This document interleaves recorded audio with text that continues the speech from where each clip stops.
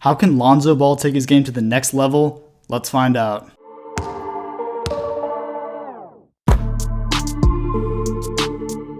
Before we get into the one player who Lonzo can learn from to really take his game to the next level, let's just talk a little bit about his situation on the Pelicans. Now, Lonzo finds himself running the point guard for one of the most explosive young offenses in the NBA. They've got powerful finishers like Zion Williamson and Jackson Hayes, dynamic scoring playmakers like Brandon Ingram and Jrue Holiday, and even sharpshooters like JJ Redick and Josh Hart. Really, it's the ideal scenario for any point guard, especially for a guy like Lonzo who has great passing vision. I feel like all the pieces are really in the right place for Lonzo to grow and evolve as a player. And while just gaining experience will certainly help, there's one area in Lonzo's game which I think he should really focus on, and that is the pick and roll. Pretty much every NBA team nowadays heavily relies on the pick and roll, and Lonzo has a dream partner in Zion Williamson along with guys like Jackson Hayes and Derek Favors. But becoming a master of the pick and roll isn't as easy as it may seem. It requires a lot of study, a high basketball IQ, and as Liam Neeson would say, a very particular set of skills. So with all that being said, let's analyze some film. In this first play, we can see Lonzo and Zion in a pick and roll.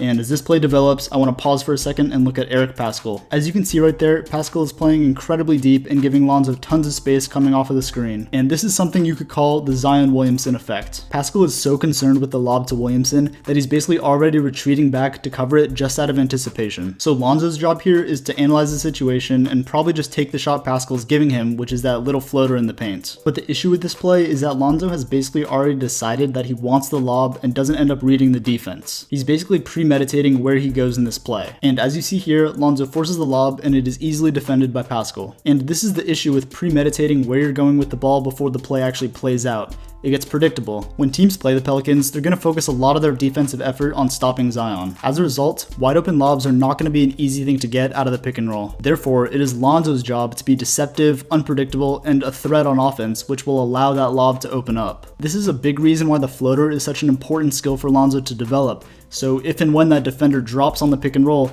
Lonzo can just take the wide open floater. You could see in that clip, the floater was wide open, but instead Lonzo tried to force that pass, which resulted in a highly contested shot. And this gets into my next point, which is that, plain and simple, Lonzo just needs to develop a more consistent and effective floater. In this next clip, you can see Lonzo in a pick and roll with Derek Favors. Lonzo's going to come off that pick and get into the lane. And right here, you can see that Taj Gibson, the defender, is sagged back, almost anticipating the pass. Favors wasn't in a great position to receive the pass anyway, so Lonzo's going to make the read and take the floater, which I actually think is a good choice in this situation. But the bigger issue with this clip is that, well, just take a look. Lonzo does not look very comfortable with the floater and misses badly. Even his form here is unconventional. He rises up like a mid-range jumper but then transitions to a single-hand floater. Additionally, his shot is very flat and there's very little arc on the floater. That arc is something which really helps create a soft touch around the rim. And I don't mean to be too harsh on Lonzo, I actually really believe in his potential as a player, but his floater definitely needs some work. If he can develop a solid floater, it would immediately make him much more dangerous coming off of the pick and roll. Similar to the floater, developing a mid-range jumper would also make Lonzo much more dangerous in the pick and roll. Now, I know this is counterintuitive to the analytical NBA, but hear me out. Obviously, teams should prioritize layups and threes if possible,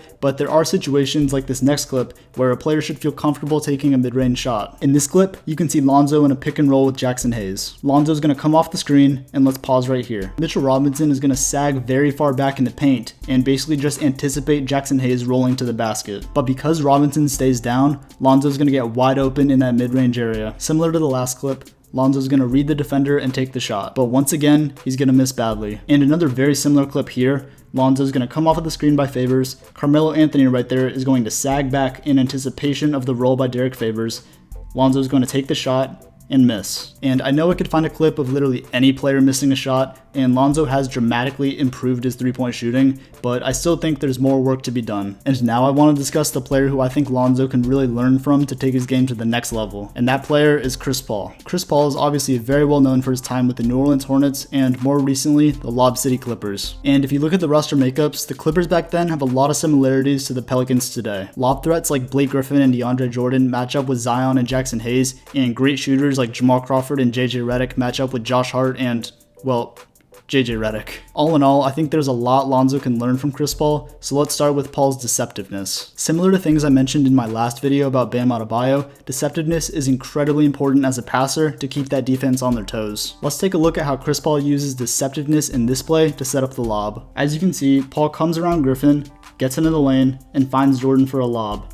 Now let's take a closer look. If you pause it right here, you can see Paul rising up about to make his pass. But the key in this picture is that Paul is in the same body position he uses for his floaters. From this body position, Paul could easily take that floater, so it gives him a little extra time to read the defense and make his decision. Additionally, it is incredibly deceptive because the defender thinks Paul is going up for that floater, so he's going to come out to contest, as you can see here, which gives Paul an opening to throw the alley-oop. This deceptiveness would be a huge help for Lonzo to create more space for an alley-oop pass. But additionally, the deceptiveness only works if the defense perceives you as a threat. This goes back to my last point about how Lonzo just needs to develop a better floater. This next clip provides even more detail to the deceptiveness Chris Paul uses to find the lob. As you see Paul drive into the lane, I want to stop here and look at his eyes. He's right about to make the pass to DeAndre Jordan, but his eyes are staring straight forward as if he was going to continue driving. This forces West to come up to Paul, away from Jordan, which opens space up for the lob. And as we play this clip in slow-mo, Paul continues to stare straight forward even as he makes the pass. And now, let's just let this clip run so y'all can enjoy this monster dunk.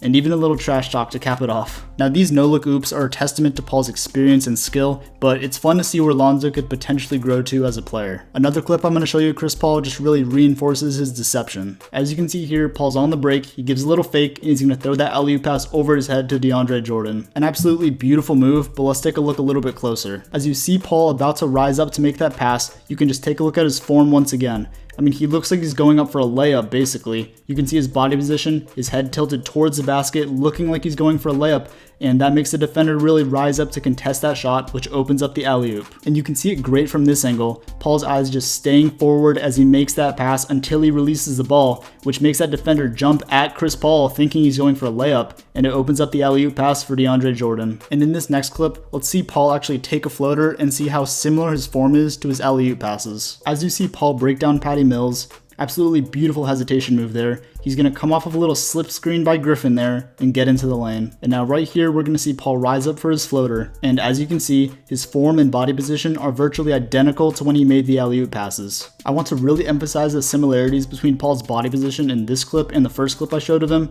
So here's a little side-by-side of the two clips. One is a pass and one is a shot, but they look virtually identical. This similarity is the key to Paul's deceptiveness, and it's something I would really love to see Lonzo work on moving forward. And the last part of this clip is the finish. As you see, great form throughout Paul's floater, a very soft touch, and it falls through the hoop. All in all, I think that Lonzo could really learn a lot from these clips of Chris Paul. I think it could really help his deceptiveness and allow him to create more space for both him and Zion in the pick and roll. And with the last clip of the day, I want to take a look at what a Lonzo pick and roll could look like if he puts it all together. Lonzo comes off the screen by Favors, and you can see here JaVale McGee retreats back to cover the pass. Lonzo's going to make the read here, take the floater, and bank it in beautifully off the backboard. I really believe that if Lonzo can continue to work on his game and learn from great point guards like Chris Paul, he can become a star in this league. Alright y'all, thank you so much for watching. Make sure to like and subscribe, I really do appreciate it.